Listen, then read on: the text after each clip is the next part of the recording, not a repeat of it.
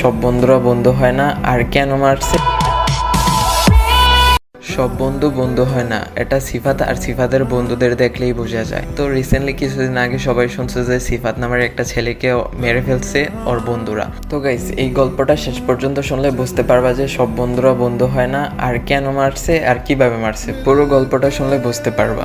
আমরা 3 ভাই বোন। সিফাত আমার আদরের ছোট ভাই। 2 সেপ্টেম্বর 2024 আমার ভাই সিফাত জীবনের প্রথমবারের মতো তার বিশ্ববিদ্যালয়ের বন্ধুদের সাথে ভ্রমণে বের হয়। বন্ধুদের গ্রুপে সিফাত সহ মোট 10 জন ছেলে আর 3 জন মেয়ে ছিল। তারা মিরসাইলে এসে কুখ্যাত খুয়াছড়া ঝর্ণা দেখতে যায়। সচরাচর সবাই গাইড নিয়ে গেলেও ওরা গাইড নেয়নি এবং মায়ের দোয়া নামে একটা হোটেলে অবস্থান করে। হোটেলে পৌঁছানোর পর সকালের নাস্তা সেরে তারা দুপুরের খাবার অর্ডার করে পাহাড়ি ঝর্ণাগুলো দেখতে বের হয়। প্রথম ঝর্ণায় সকাল 11টায় পৌঁছানোর পর সিফাত হোটেলে ফিরে যায় কিছু জিনিস আনতে।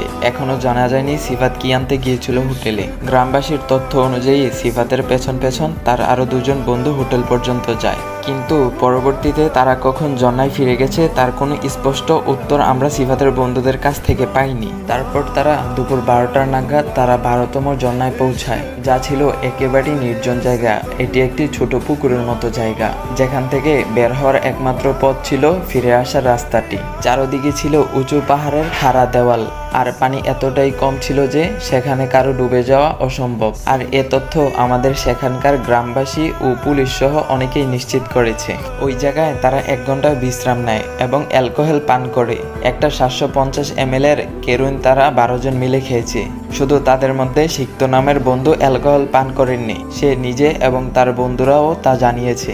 এদিকে সিফাত ও তার 2 বন্ধু উপরে বসে ধূমপান করছিল, যেখানে পানি পৌঁছায় না এবং সেখান থেকে যদি কেউ পড়েও যায় তারপরেও সে হাঁটু জলে গিয়ে পড়বে। সিফাত পানি থেকে দূরে ছিল এবং সব ধরনের ঝুঁকি এড়িয়ে চলছিল।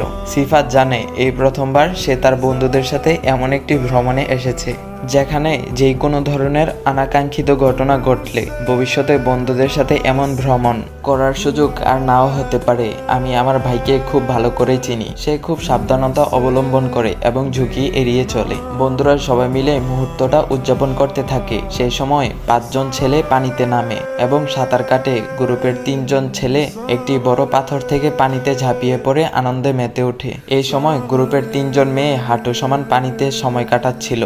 পাথর থেকে পানিতে ঝাঁপ দেওয়ার আনন্দে অংশগ্রহণ করতে সিফাতকে ডাকা হয়, কিন্তু সিফাত জানায় সে এখন পানিতে নামবে না। নিচে নামার জন্য সিফাতকে ওর বন্ধুরা ডাকতেছিল, কিন্তু সিফাত সে নিজের মতো করে উপরে বসে সময়টাকে উদযাপন করতে থাকে। আর সিফাত যে পানিতে নামতে আগ্রহী ছিল না এই কথা শাওন নামের এক ছেলে আমাদের কাছে এবং গ্রামবাসী ও পুলিশের কাছে কনফার্ম করেছে। তখন বেলা 2:30 নাগাদ সিফাতের বন্ধুরা দাবি করে যে তারা হঠাৎ দেখতে পায় সিফাত সেখানে আর নেই। তাদের সবার এক অদ্ভুত দাবি যে সিফাত নাকি তাদের চোখের সামনে থেকে উধাও হয়ে গেছে।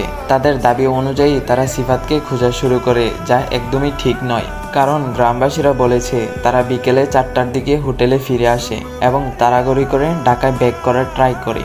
গ্রামবাসীদের সন্দেহ হয়, সাথে সাথেই তারা সিফাতের কথা জিজ্ঞেস করে। আর মায়ের দোয়া হোটেলেও সকালের হিসেবে দুপুরের খাবারের জন্য 13 জনের রান্না করেছিল।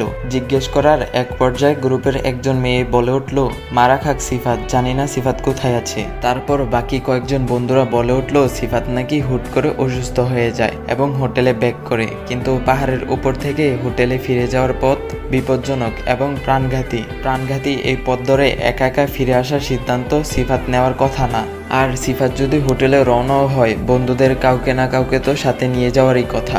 আমার ভাই এমন ধরনের জায়গায় কখনো একা থাকতে পছন্দ করবে না। সে সহজেই ভয় পাবে, বিশেষ করে যেখানে অতীতে মানুষ মারা গেছে বলে শোনা গিয়েছে। তো গাইস, এটা ছিল সিফাত আর তার বন্ধুদের ঘুরতে যাওয়া গল্পের প্রথম পার্ট। যদি নেক্সট পার্ট লাগে অবশ্যই কমেন্ট করে জানান। তো গাইস, পরবর্তী পার্ট আসা পর্যন্ত সবাই ভালো থাকবেন।